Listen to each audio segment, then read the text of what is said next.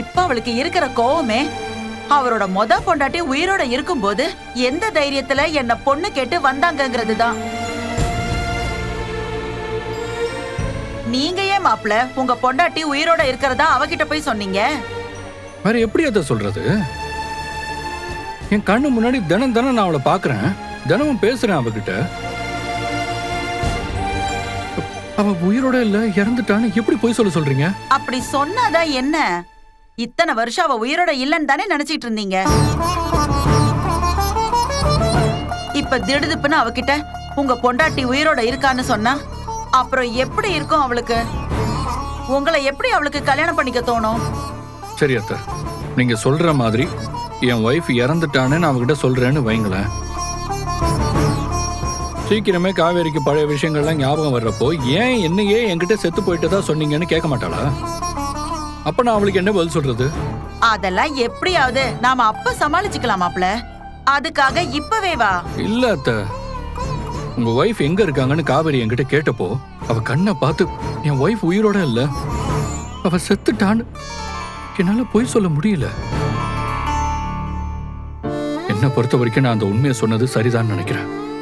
சரி மாப்ள, இப்ப காவேரி அங்க வரப்போ அவளுக்கு என்ன பதில் சொல்ல போறீங்க? நீங்க கவலைப்படாதீங்க அத்தை, அவ வரட்டும், நான் பேசிக்கிறேன். சரிங்க மாப்ள.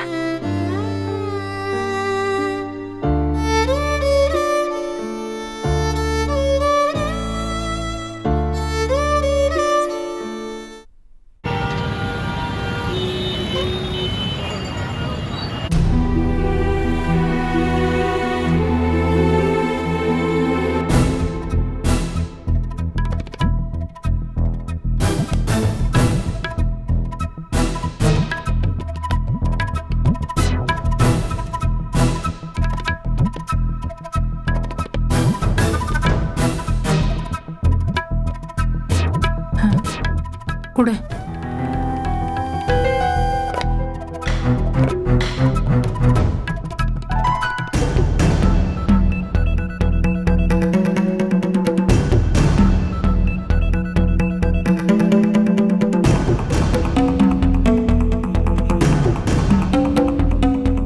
எங்க உங்க பேரன்?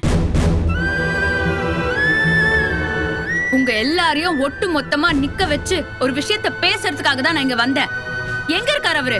வர சொல்லுங்க. காவேரி, நீ எதனால இவ்வளவு கோபமா வந்திருக்கேன்னு எங்களுக்கு புரியுதுமா. ஆனா நீ நினைக்கிற மாதிரி இந்த விஷயத்துக்கும் விஜய்க்கும்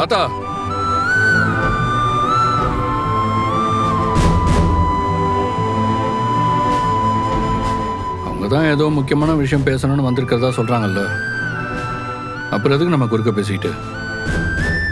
அவங்களே பேசட்டும், நம்ம கேட்போம். சொல்லுங்க, என்ன விஷயம்? என்ன விஷயமா?